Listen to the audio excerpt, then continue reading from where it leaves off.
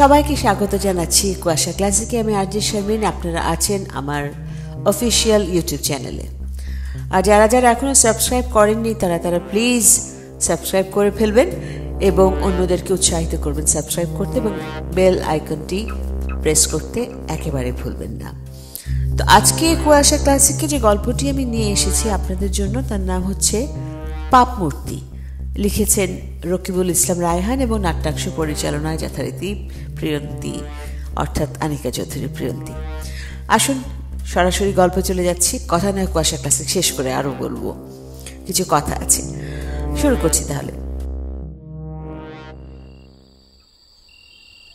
পাপ কখনো বাপকেও ছাড়ে না। মানুষ জীবনে যখনই পাপ করুক না কেন, তার প্রায়শ্চিত্ত এই দুনিয়াতেই তাকে করে যেতে হয়। হ্যাঁ, সেই প্রায়শ্চিত্ত হয়তো অনেক সময় দেরিতে আসে, হয়তো মৃত্যুর একেবারে শেষ মুহূর্তে, কিন্তু আসে নিশ্চিত।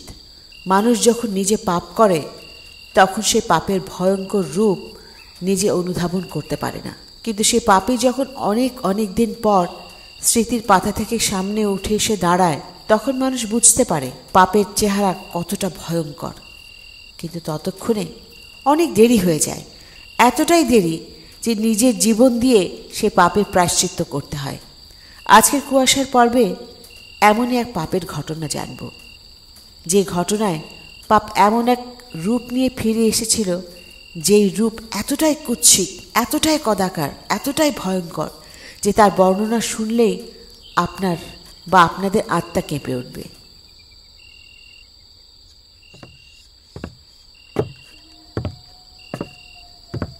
হরিচরণ, আরে এই হরিচরণ, কইয়া মল্লি?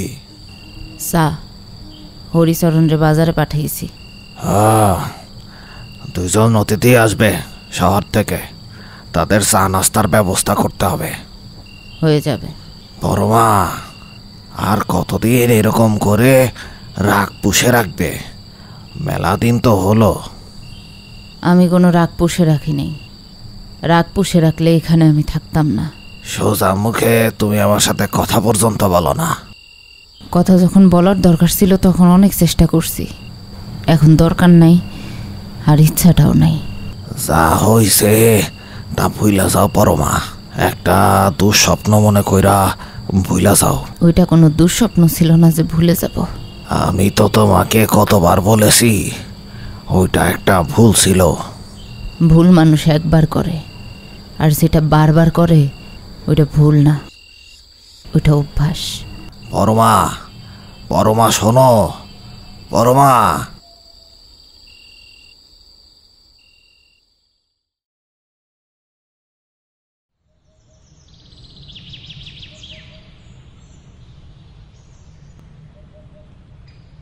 বাবু, ওই পণ্ডিত মশাই এসেছিলেন, আপনি ঘুমোচ্ছিলেন তাই আর ডাকিনি। উনি কয়েকটা ফটো রেখে গেছে। হ্যাঁ, দেখি। আগে বাবু সাহস দিলে কটা কথা কই। হ্যাঁ, বল। এই যে এই মেয়েটারে আমি চিনি, আমাদের এক দুঃসম্পর্কের আত্মীয়ের প্রতিবেশী। খুব শান্ত মেয়ে, পড়ালেখাও করেছে। হ্যাঁ, দেখতেও তো বেশ। ঠিক আছে, তাহলে তুই তোর বড় মাকে দেখা, দেখ কি বলে। আগে কর্তা বড় মাকে গতকালকে বলেছিলাম, কিন্তু সে তো কিছু বললেন না। হবে না। কি? এই বিয়ে হবে না। কেন? হরি তো বলছিল মেয়েটা খুবই ভালো, শান্ত স্বভাবের, আর দেখতেও তো। দেখা দেখি পর্যন্ত যাওয়ার দরকার নাই। আমি পণ্ডিত মশাইরে খবর দিছিলাম এই মেয়ের কুণ্ডলিতে দোষ আছে, এই বিয়ে হবে না। এর আগেও তো কতগুলা মেয়ের সম্বন্ধ দেখলাম, সবগুলোর কুণ্ডলিতেই তুমি কোনো না কোনো সমস্যা বের করেছো। এমন করলে তো চলবে না। ছেলে পেলেদের বয়স তো আর থেমে নেই, বিয়ে শাদী না দিলে কি করে হয় বলো? তাদের কোনো কিছুই থেমে নেই। বিয়েটা যখন হওয়ার তখন হবে। এমনি এই বাড়িতে দোষের কোনো শেষ নাই। নতুন করে কোনো অমঙ্গল আমি ডেকে নিয়ে আসবো না। বর্মা, বলছিলাম মেয়েটিকে যদি একবার দেখতেন তাহলে হয়তো আপনারও। সন্ধ্যাবাতি দেওয়ার সময় হলো হরিচরণ, বাতিতে ঘি দাও। আজ্ঞে বড়মা।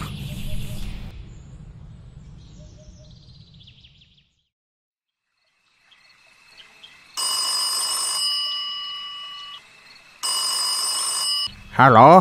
হরি কাকা, মা কোথায়? ও বাবু, বড়মা তো পুজোর করে, ডেকে দেব? না না, তার দরকার নেই। মাকে শুধু বলে দিও আগামী সপ্তাহে আমরা দুজন বাড়ি আসছি। ও হ্যাঁ হ্যাঁ বাবু, আমি এক্ষুনি গিয়ে বড়মাকে বলছি।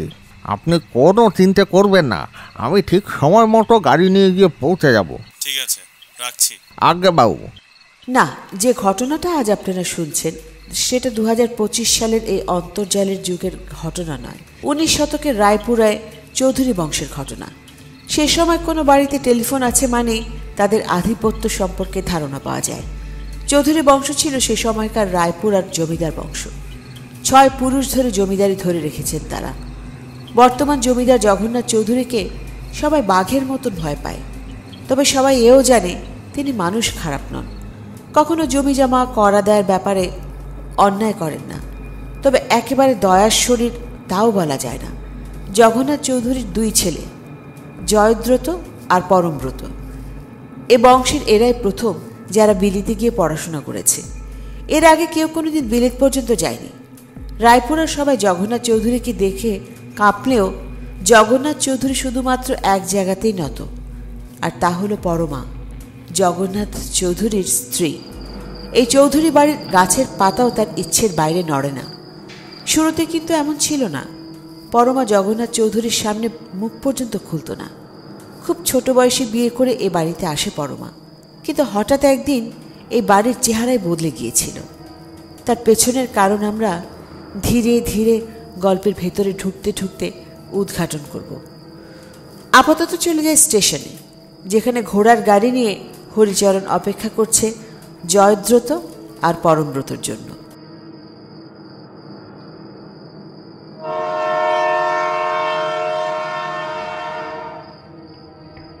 উফ, গা হাত পা একবারে ধরে গিয়েছে রে দাদা। দেখি দেশলাইটা দে। নাও।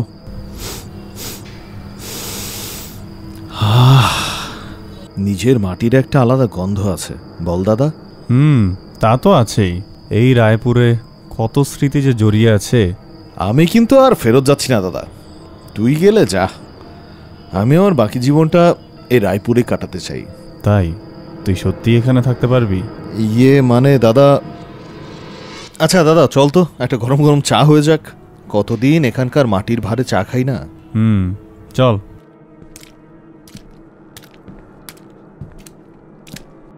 এই, কে আছে এখানে? কেন, আমাকে দেখতে পাচ্ছেন না? এ দোকান তোমার? কেন, আমি দোকানদার হইতে পারি না?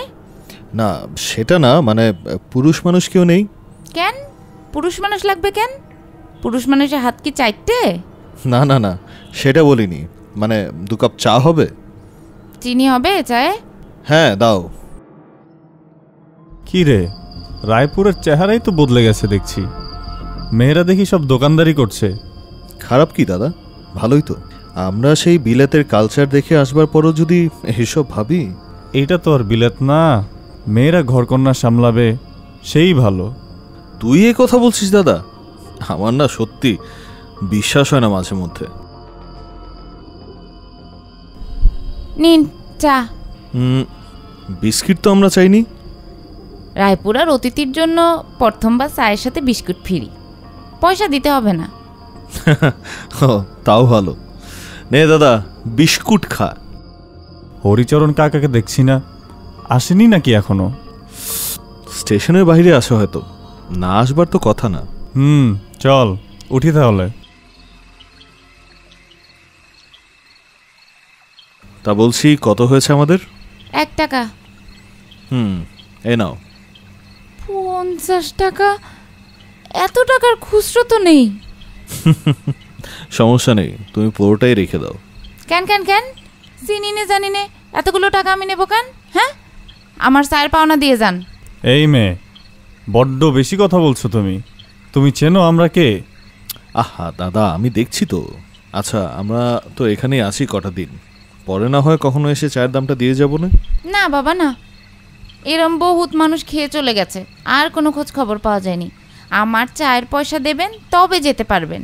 এই মেয়ে, এই তোমার সাহস তো কম না? তুমি চেনো আমাদেরকে? সে আপনারা যেই হন না কেন, আমি চিনি কি করব। আমি আমার পাগলি মেয়ে, কিরে করছিলি নাকি? মাথাটা কি গেছে নাকি? দেখো না জেঠু, আমার চায়ের টাকা দিচ্ছে না। আরে চুপ চুপ কর। তুই জানিস ওনারা কারা? ওনারা চৌধুরী বাড়ির দুই বাবু। মানে দাদাবাবু, ওই আসলে হয়েছেটা কি, আপনারা এতদিন পরে এলেন, ও বেচারি বুঝতে পারেনি। একে ভালোভাবে চিনিয়ে দিবেন হরি কাকা। মাপচা বলছি। আরে দাদা তুই থাম তো। আর হরি কাকা, ওর মাপ চেতে হবে না, তো চিনতে পারেনি, ওর কি দোষ? তুমি চলো তো, চলো জিনিসপত্রগুলো নিয়ে চলো। হ্যাঁ বাবু, দিন আমার কাছে দিন, গাড়ি বাহিরেই অপেক্ষা করছে। চলো। আসছি তাহলে, চায়ের দামটা পাওনা রইল।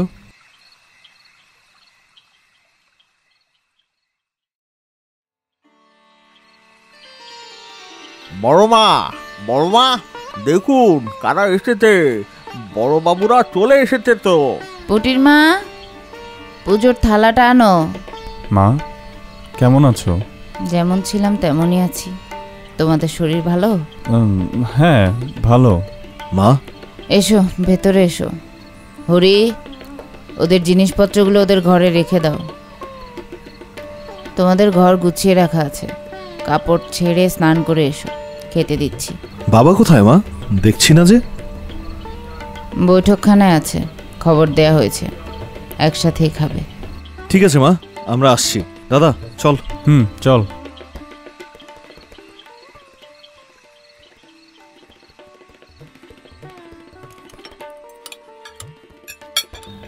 ওদিকে সব ঠিকঠাক তো? হ্যাঁ বাবা, সব ঠিকঠাকই আছে। তো বলছি, এরপর কি করবে ভেবেছ কিছু? বাবা, দাদা কি করবে তা তো জানি না, আমি ভেবেছি এগাই থেকে যাব। কোনো দরকার নেই, যেখান থেকে একবার বেরিয়ে গেছো সেখানে আর ফিরে আসার দরকার নেই। মানে বাবা, আমি ভেবেছি কলকাতায় একটা চেম্বার খুলবো। সেটা মন্দ না। তা বলছি, দুজনেই তো ব্যারিস্টারি পাশ করে এসেছো, তো দুজন একসাথে চেম্বারটা খোলো না। আমি আসলে বাবা বুঝলাম না, সব বাবা মা চায় তার সন্তানরা চোখের সামনে থাকুক, আর তোমরা কিনা। তুমি জীবনে যা কিছু চাইবে জরুরি না সব কিছু তুমি পাবে। মায়ের জন্য সন্তানদেরকে দূরে ঠেলে দেওয়াটা কি সেটা মাই জানে। আমি যা করেছি আর এখনো যা করছি তোমাদের ভালোর জন্যই করতেছি। ভালোটা কি মা? আমিও তো সেটাই জানতে চাইছি। দাদা কখনো এখানে ফেরত আসেনি, থাকতেও চায়নি, সেটা তার ইচ্ছে, কিন্তু আমি আগেও এখান থেকে যেতে চাইনি আর এখনো চাইছি না। তবুও বারবার কেন জোর করে আমাকে পাঠাও তোমরা মা? আর তাছাড়া বাবার পর তো এই সব কিছু সামলানোর জন্য কাউকে দরকার। কোন সব? এই নাম যশ জমিদারি কিচ্ছু থাকবে না, কিচ্ছু না। মা, তুমি সেই আগের কথা। কি হচ্ছেটা কি? এসব নিয়ে পরে আলাপ হবে। মাত্র তো এলে, কটা দিন থাকো, চিন্তা ভাবনা করো। তাছাড়া তোমাদের বিয়ে শাদির ব্যাপারেও ভাবছি আমরা। মানে বাবা, আমি তো এখনো এসব ভাবছি না। আগে চেম্বারটা দাঁড় করাই, পরে এইসব নিয়ে ভাবা যাবে। সংসার জীবন তো এত সহজ না বাছা। যত তাড়াতাড়ি শুরু করবে ততই মঙ্গল, তত জলদি থিতু হতে পারবে। যাই হোক, এখন খাবারটা শেষ করো।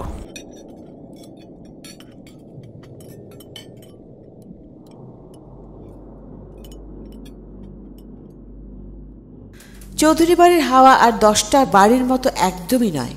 পুরো বাড়ির প্রত্যেকটা ইটের পরতে পরতে যেন রহস্যের গন্ধ। এবারের সবচেয়ে রহস্যময় চরিত্র পরমা দেবী। শেষ কয়েক বছরে তাকে হাসতে দেখেছে বলে কারো মনে পড়ে না।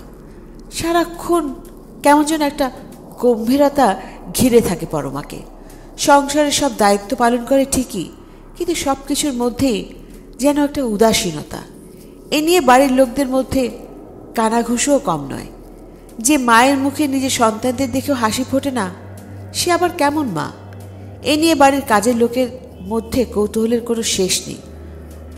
অনেকে তো এমনও বলে জয়দ্রত আর পরমব্রত পরমার সন্তানই নয়, কারণ নিজের সন্তানের সাথে এমন ব্যবহার কেউ করতে পারে? শুধু সন্তানই নয়, জগন্নাথের সাথেও হিসেবের বাইরে কোনো কথা বলে না পরমা, যেন নিজের ভেতরে একটা বিরাট বড় পাথর চেপে রেখেছে সে। পরমা শুধুমাত্র ভাঙে পূজার ঘরে গিয়ে। প্রায় মধ্যরাতে শোনা যায় পুজোর ঘরে বসে হাউ মাউ করে কাঁদছে পরমা। কিন্তু কেন? কি কষ্ট তার মনে? তাছাড়া ছেলেদের বিয়ের ব্যাপারেও কোনো আগ্রহ নেই তার। এই চৌধুরী বাড়ি যেন সবার কাছে একটা অবরুদ্ধ ইতিহাস। তবে হ্যাঁ, রাত যত গভীর হয় মাঝে মাঝেই সেই রহস্য যেন উকি দেয়।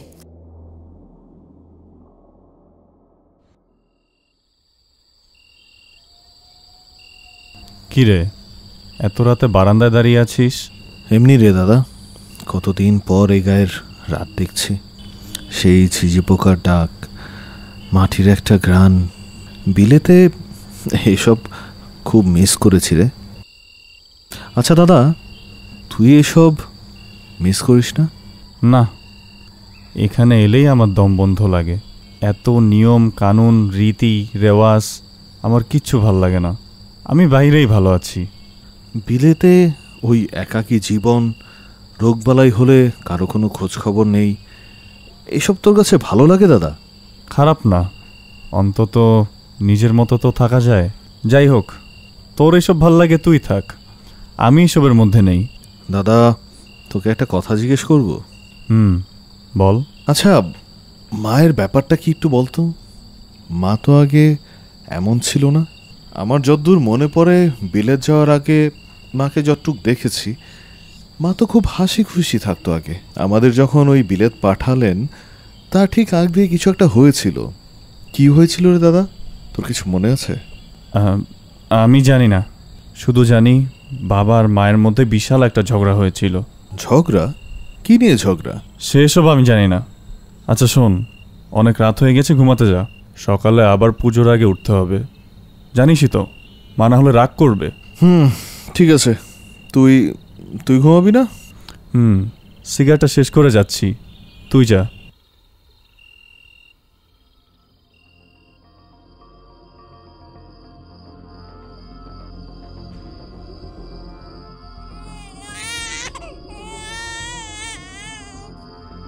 এ কি বাচ্চার কান্না?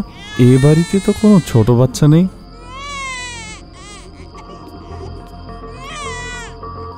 কে? এই কে ওখানে? চাঁদ মামা টিপতে যা, চাঁদে কপালে চাঁদ। এই এই কে কে ওখানে? কি ব্যাপার, কথা বলছো না কেন? তুমি ফিরে এলে। পরম! দাদা, কি রে, কি হয়েছে? জল জল দে। হ্যাঁ হ্যাঁ, আমি দিচ্ছি। কিরে জয়, কি হয়েছে? এত চিৎকার চেঁচামেচি কিসের? নতুন করে কিছুই হয়নি, এত চিন্তা করার কিছু নেই। কাল বাড়িতে গৃহপুজো রেখেছি, ভয় ডর সব কেটে যাবে। এখন যাও, যে যার ঘরে গিয়ে ঘুমো গিয়ে। হ্যাঁ, ওই পরম, যাও ওকে ঘরে নিয়ে যাও। হ্যাঁ দাদা, তুমি চলো তো, চলো।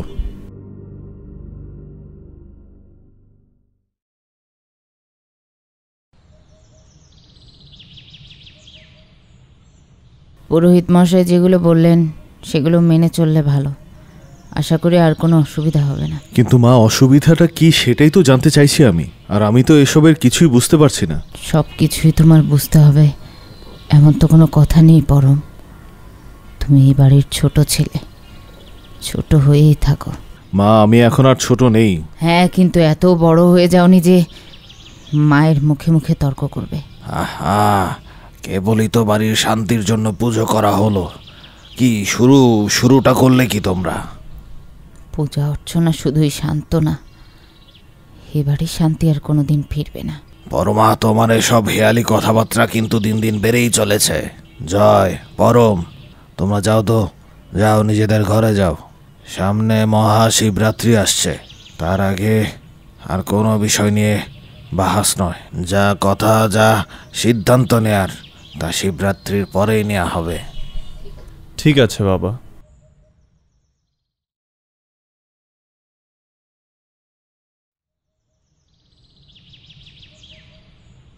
বড় মা, ও বড় মা, বড় মা। কি হলো কি? চিৎকার করে বাড়িটা মাথায় তুলছিস কেন? দুদিন এসে ফেরত গেছি, তোমার সাথে দেখা পর্যন্ত করা যাচ্ছে না। ছেলেদের পেয়ে আমাকে ভুলে গেলে? বাহ, খুব ভালো। আমি কাউকেই ভুলে যাই না, আর তোকে ভুলে যাব কেন? ওই তোর সাথেই তো একটু কথাবার্তা বলি। জানিস, তোর মুখটা দেখলে আমার কেমন যেন মায়া লাগে। থাক থাক, হয়েছে। এই নাও তোমার পুজোর ফুল। দে। খেয়েছিস কিছু? গুড়মুড়ি খেয়ে বেরিয়েছি। আজ সকালে বাড়িতে পুজো ছিল। বস, আমি প্রসাদ নিয়ে আসছি। আচ্ছা। মা, ও মা, মা। আরে তুমি? আগে না, মানে তুমি কি বাড়ি বাড়ি গিয়েও চা বিক্রি করো নাকি? আমি বাড়ি বাড়ি গিয়ে চা বিক্রি করব কেন? আরে এ বাড়িতে কি চায়ের অভাব পড়েছে নাকি যে লক্ষ্মীর চা খেতে হবে? হো, নাম তাহলে লক্ষ্মী। তা বলছি, কাজে কর্মেও লক্ষ্মী না অলক্ষ্মী? অলক্ষ্মী। তাতে আপনার কি? না, আমার তেমন কিছু না, কিন্তু আমার ওই অলক্ষ্মী মেয়ে আবার খুব পছন্দ। রাস্তা ছাড়ুন, আমার যেতে হবে। আর যদি যেতে না দিই?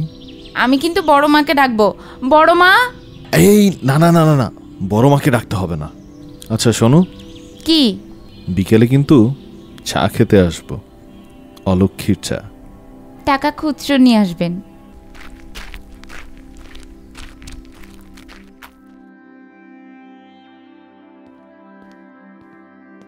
এই নে। আরে কোথায় গেল? কে মা? লক্ষ্মী এসেছিল, গেল কোথায়? এই মেয়েটাকে নিয়ে আর পারা যায় না। প্রসাদটা না নিয়ে চলে গেল। মা দাঁড়াও।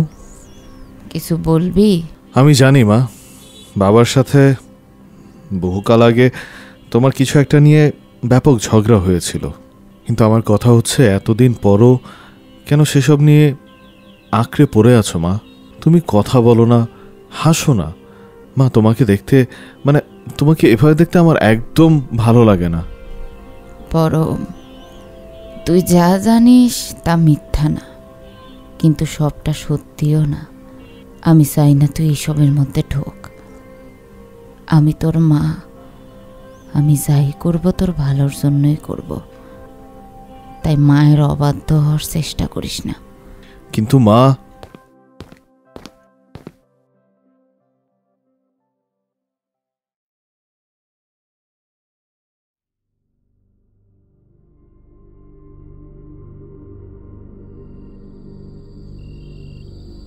বড় মা, ও বড় মা, বড় মা। তুই বাচ্চাটা কার? বড় মা, চলে যা এখান থেকে, যা। তুমি বলো না বড় মা, বাচ্চাটা কার? আমি জানি না, আমি এসবের কিচ্ছু জানি না, আমি কিচ্ছু জানি না। জানো বড় মা, তুমি সব জানো। সব জেনেও তুমি চুপ থাকতে পারলে? আমি জানি না, আমি কিচ্ছু জানি না, আমি কিচ্ছু জানি না। যা যা এখান থেকে। এবার সময় এসেছে বড় মা, যার সন্তান তাকে বুঝিয়ে দিতে হবে তো। একদম না, এই খবরদার, খবরদার। তুই তুই চলে যা, তুই এখান থেকে চলে যা, চলে যা।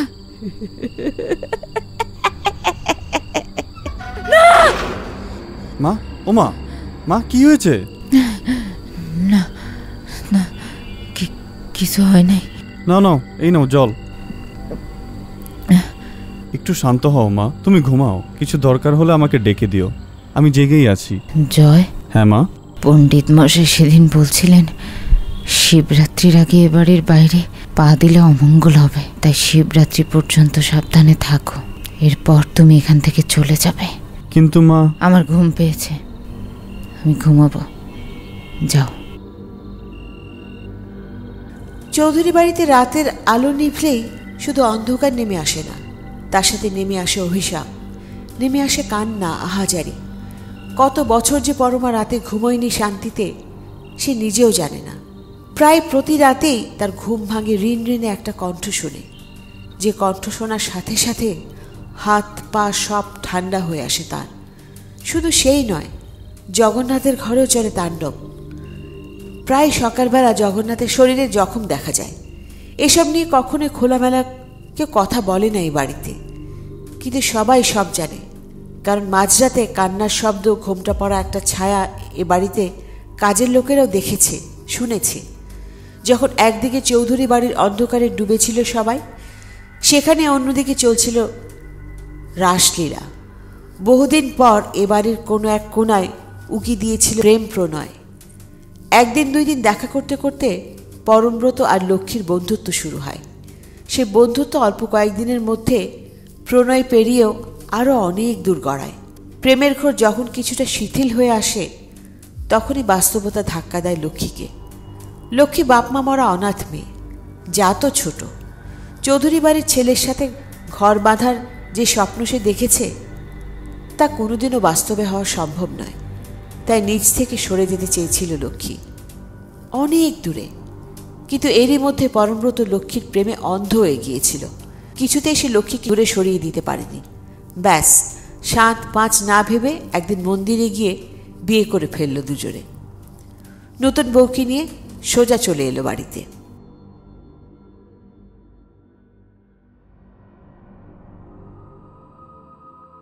আমার ছেলে হয়ে তুমি এমন কাজটা কি করে করলে পরম? আমার মান সম্মানের কথা একটা বারও ভাবলে না তুমি? কি হলো, চুপ করে আছো কেন? কথা বলো। বাবা, বাবা আমি লক্ষ্মীকে ভালোবাসি। ভালোবাসা? এ মেয়ের চাল চুলো নেই, জাতের কোনো ঠিক নেই। ভালোবাসার আগে এসব নিয়ে একদম ভাবনি তুমি। আর পরমা, তুমি ছেলে কোথায় যাচ্ছে, কি করছে, তা কোনো কিছুর খেয়াল নেই তোমার? খেয়ালও আছে, জানাও আছে এবাড়ির ছেলেরা কি করতে পারে। ওর শরীরেও তো এবাড়িরই রক্ত। যাক, অন্তত বিয়েটা করেছে, না হলে তো। পরমা, বাড়িতে এত বড় একটা অঘটন ঘটে গেল, আর তুমি এখনো সেসব নিয়ে পড়ে আছো। লক্ষ্মী, তোকে আমি নিজের মেয়ের মতো মনে করেছিলাম, তুই এমন কাজ করবি এটা আমি ভাবতেও পারিনি। মা, ওর কোনো দোষ নেই। পরম, অন্য কারো হয়ে সাফাই গাইতে হবে না তোমার। মা, বাবা। কিরে, কি হয়েছে আবার? সর্বনাশ হয়ে গেছে বাবা। এত ভূমিতা না করে কি হয়েছে সেটা বলবি তো।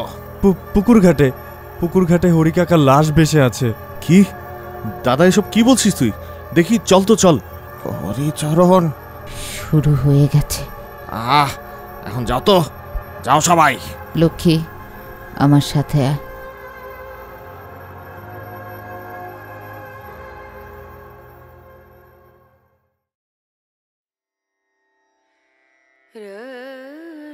তুমি ঠিকই বলেছিলে, আমি সত্যিই অলক্ষ্মী। দেখো না, এ বাড়িতে পা দেওয়ার সাথে সাথে কি অঘটনটা ঘটে গেল। আহা, এসব কি বলছো কি তুমি? তোমার কারণে কিছুই হয়নি। হরিকাকার বয়স হয়েছিল, হয়তো পা পিছলে পড়ে গিয়েছে। না না না, আমার কারণে এইসব হচ্ছে। আমি অলক্ষ্মী, আমি এই বাড়ি ছেড়ে চলে যাব। লক্ষ্মী, তুমি চলে গেলে যে আমাকেও চলে যেতে হবে। দুজন মিলে তাহলে চলো গিয়ে চায়ের দোকান করি। তোমার না সবসময় ওই হেয়ালি কথা। ওদিকে বাবা মা সবাই আমার উপর রেগে আছেন। তোমার সাথে কেউ বেশিক্ষণ রাগ করে থাকতে পারে? দেখবে আস্তে আস্তে সব ঠিক হয়ে যাবে। তুমি তো আমার ঘরের লক্ষ্মী, অলক্ষ্মী নও। মা, এসো না, ভেতরে এসো। লক্ষ্মী, তোর সাথে আমার কিছু কথা আছে, চল আমার ঘরে চল। হ্যাঁ হ্যাঁ মা, আসছি।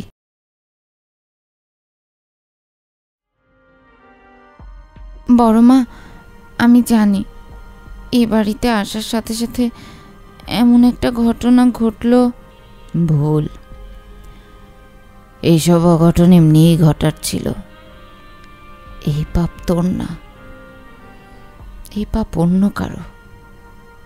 পাপ? কোন পাপের কথা বলছো? এ বাড়ির বউ হয়ে এসেছিস, সবই জানার অধিকার তোর আছে। ধীরে ধীরে জানতে পারবি, কিন্তু যেই কাজটা তুই করেছিস তার জন্য আমি আর কোনোদিন তোকে আমার মেয়ে ভাবতে পারবো না। হ্যাঁ, আমার ছেলের বউই ভাববো। মা, মা তুমি এমন করে বলো না। তুমি যদি না চাও আমি এই বাড়ি ছেড়ে চলে যাব, তবুও তুমি আমাকে তোমার কাছ থেকে দূরে সরিয়ে দিও না। তুমি ছাড়া তো আমার কেউ নেই গো। আমি তোমার পায়ে পড়ছি, আমাকে তুমি ক্ষমা করে দাও। এ বাড়ির বউ হয়ে এসে তুই তোর কপাল পুড়লি। এ কথা বলছো কেন মা? কারণ এ বাড়ির প্রত্যেকটা কোনায় কোনায় পাপ লেগে আছে, ভয়ঙ্কর পাপ। যাই হোক, এই নে, এই সুতোটা হাতে বেঁধে রাখ, কখনো এটা হাত থেকে খুলবি না। আর একটা কথা, চিলেকোঠার উপরে একটা ভাড়ার ঘর আছে, ও ঘরটায় ভুলেও কখনো যাবি না, ঠিক আছে? ঠিক আছে, যা। মা, তুমি আমাকে ক্ষমা করেছো তো? যা, নিজের ঘরে যা।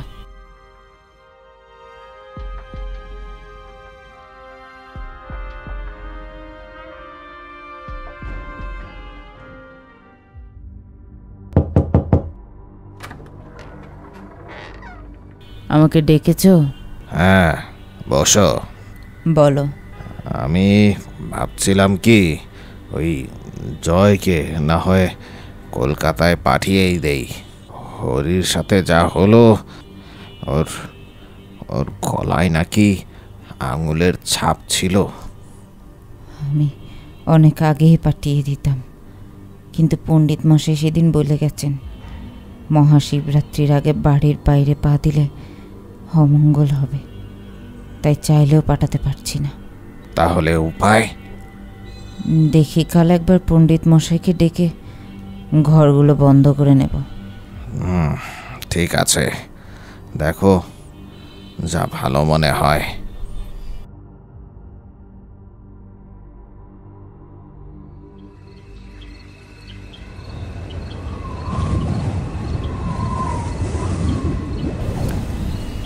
জয়দা, ও জয়দা, ঘুমোচ্ছ? কে? এই কে? কে? আমাকে তুমি দেখতে পাবে না। জয়দা, এই ঘ্রাণটা চিনতে পারছো? রাধা? রাধা, তুই?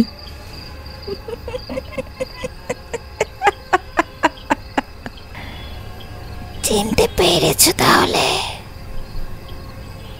কেমন আছো জয়দা? তুই এখানে? তুই এখানে কিভাবে? তুই তো... আমার শরীরটা শুধু মরে গেছে জয়দা, আমি তো মরিনি। একটা প্রশ্ন আমাকে মরতে দেয়নি জয়দা, তুমি কি আমার প্রশ্নটার উত্তর দেবে?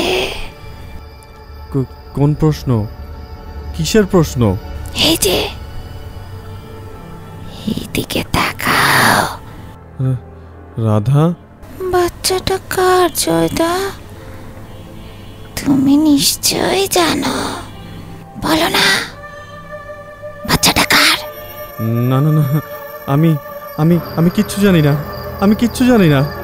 তুমি না জানলে কে জানবে জয়দা? দেখো না, ওকে নিয়ে কি যন্ত্রণা হয়েছে আমার। বলো না জয়দা, কে ওর বাবা? আমি কিচ্ছু জানি না, আমি জানি না, আমি কিচ্ছু জানি না। তুই যা এখান থেকে। পরম মা? আমার প্রশ্নের উত্তর না নিয়ে আমি যাব না জয়দা। বাচ্চাটা কার? না না, আমি জানি না, আমি চলে যাব, আমি এখান থেকে চলে যাব। আমি চলে যাব। আমার প্রশ্নের জবাব না দিয়ে কেউ যেতে পারবে না জয়দা, কেউ না।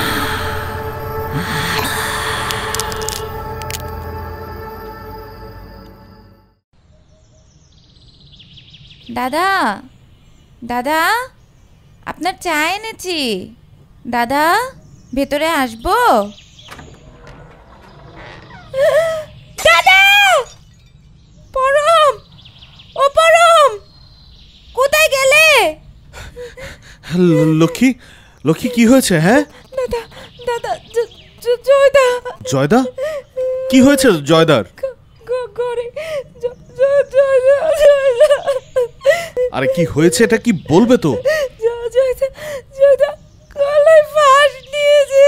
কি কি বলছো তুমি? তোমার কি মাথা ঠিক আছে? দেখি, সরো তো, সরো সরো। দাদা, বাবা, মা, এসব কি হচ্ছে বাড়িতে? কেউ আমাকে কিছু বলবে? প্রথমে হরি কাকা, তার বাদে দাদা। আমি আমি কিছুই বুঝতে পারছি না রে। সবাই সব বুঝতে পারছে। এই বাড়ির পাপ মৃত্যু হয়ে ফিরে এসেছে। পাপ মানে? কিসের পাপ? কিসের কথা বলছো তুমি মা? ও কিছু না। পরম, পরম, তুই এক কাজ কর, তুই কলকাতায় চলে যা, আজই চলে যা। বাবা, আমি চলে গেলে কি সব সমস্যার সমাধান হয়ে যাবে বাবা? দাদা এভাবে হঠাৎ করে চলে গেলেন কেন? কিভাবে এসব হলো আমি কি জানবো না? তোমার সবকিছু জানার দরকার নেই। কেন দরকার নেই? আমি কি এবারে কেউ না? মা, তুমি চুপ করে আছো কেন? তুমি অন্তত কিছু বলো। আমার মুখে বহু বছর আগে তালা এঁটে দিয়েছি। তোমার ছেলে মারা গিয়েছে মা, তুমি এখনো চুপ করে রইবে? তোমার বাবা যা বলছে তাই করো। তুমি কলকাতা যাওয়ার ব্যবস্থা করো। ঠিক আছে, ঠিক আছে। কেউ যখন কিছু বলবেই না আমাকে, তার মানে আমি এবারে কেউ না, কিচ্ছু না। আমি চলে যাব আমি কালই এ বাড়ি ছেড়ে চলে যাব। আর মনে রেখো তোমরা, আমি আর কোনো দিন এ বাড়িতে ফিরবো না, কোনো দিন না, কখনো না। পরম, পরম, শোন, শোন বাবা।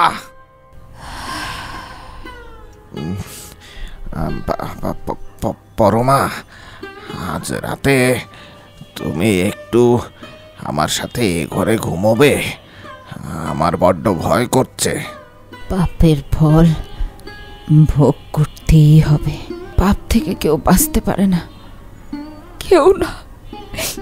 পরমা, পরমা, শোনো।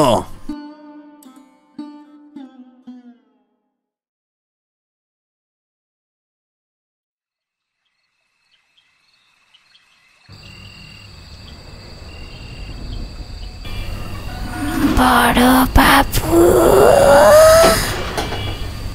কে কে কে কে কে কে? আমি বড় বাবু। তুই? পরমা, বাচ্চাটা কার বড় বাবু? আমি জানি না, আমি জানি না, আমি জানি না।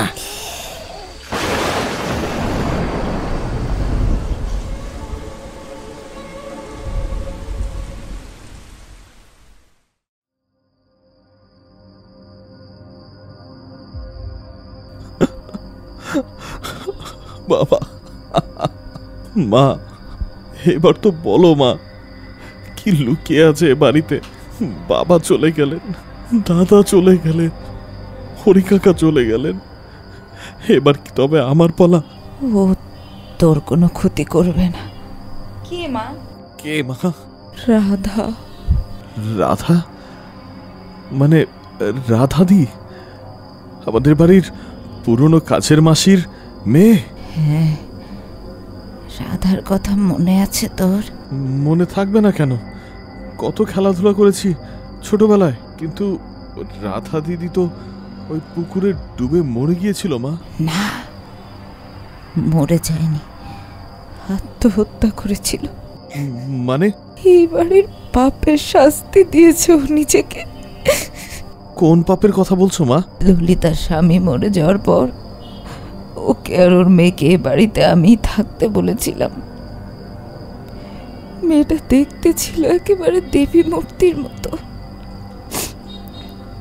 একদিন দুপুরে আমি ঘুমোচ্ছি, হঠাৎ কেমন যেন ঘুমটা ভেঙে গেল। কি মনে করে ছাদে উঠলাম, আর তখনই দেখলাম ওই চিলেকোঠার ঘরটাতে তোর বাবা রাধার সাথে। বাবা? সেদিনে আমি ওদেরকে বাড়ি থেকে বের করে দিতে চেয়েছিলাম, কিন্তু ললিতা হাতে পায়ে ধরলো। ওদের যাওয়ার কোনো জায়গা ছিল না, তাই আমি বাড়ির বাইরে একটা ঘর তুলে ওদের থাকার ব্যবস্থা করে দিলাম। দিনে এসে কাজ করতো, রাতে চলে যেত। কিন্তু একদিন কি মা? একদিন কি মা? আমি তোর ভিতর জয়দাকেও হাতে নাতে ধরে ফেলি। তার মানে দাদাও? তার মানে দাদাও? শুধু তোর দাদাই না, হরিচরণও। এবারের প্রত্যেকটা পুরুষ অসহায় পেয়ে দিনের পর দিন অত্যাচার করেছে মেয়েটাকে। পাপের ঘোড়া একদম ভরে গিয়েছিল। সে সময় আমি বাধাও দিয়েছিলাম। তোর বাবা আমাকে বাড়ি থেকে বের করে দেবেন বলেছিলেন। এসব লজ্জার কথা আমি কাউকে বলতে পারি নাই। কিন্তু একদিন কি মা? একদিন জানা গেল রাধা অন্তঃসত্ত্বা। আর চাপায় রাখার কোনো উপায় ছিল না। এই কথা জানাজানি হওয়ার পর রাধা সহ্য করতে পারে নাই, আত্মহত্যা করে। কিন্তু মরার আগে বলেছিল এর প্রতিশোধ নেবে। এমনকি এই চৌধুরী বংশ নির্বংশ করে দেবে। এই বংশে কোনোদিন কোনো সন্তান জন্মাবে না, কোনোদিন কোনো বউ এ বাড়িতে সংসার করতে পারবে না।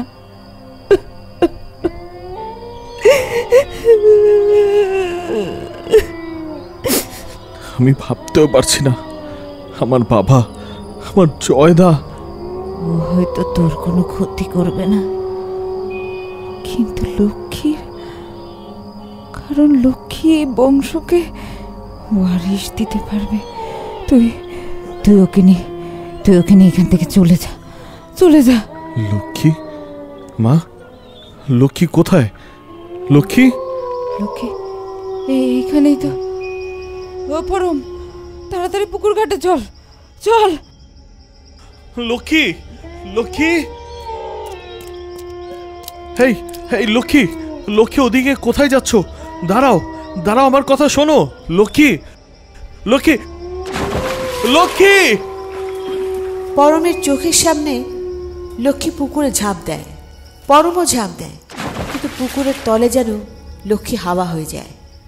প্রায় 1 ঘন্টা পর লক্ষ্মীর লাশ ভেসে ওঠে। চোখগুলো তখনও খোলা, যেন মৃত্যুর আগে ভয়ঙ্কর কিছু দেখেছে ও। লক্ষ্মীর এভাবে চলে যাওয়া কিছুতেই মেনে নিতে পারেনি পরম। এরপর কেমন যেন পাগল হয়ে যায়। একটা সময় তো ঘরে শেকল দিয়ে আটকে রাখতে হয় তাকে। পরমার চোখের সামনে চৌধুরী বংশ নির্বংশ হয়ে যায়, ধুলোয় মিশে যায় তাদের জমিদারি। পরমা কেবল হাহুতাশ করে, কেন রাধাকে সে বাঁচায়নি? এখন যতটা শক্ত হয়েছে, কেন সে সময় হতে পারেনি? কিন্তু কোনো প্রশ্নই চৌধুরী বাড়ির পাপকে কাটাতে পারেনি। আজও চৌধুরী বাড়ির সামনের রাস্তায় মাঝরাতে কেউ যাওয়ার সাহস পায় না। কেউ গেলেই তাকে রাস্তায় আটকে ঘোমটা পরা একজন জিজ্ঞেস করে, বাচ্চাটা কার?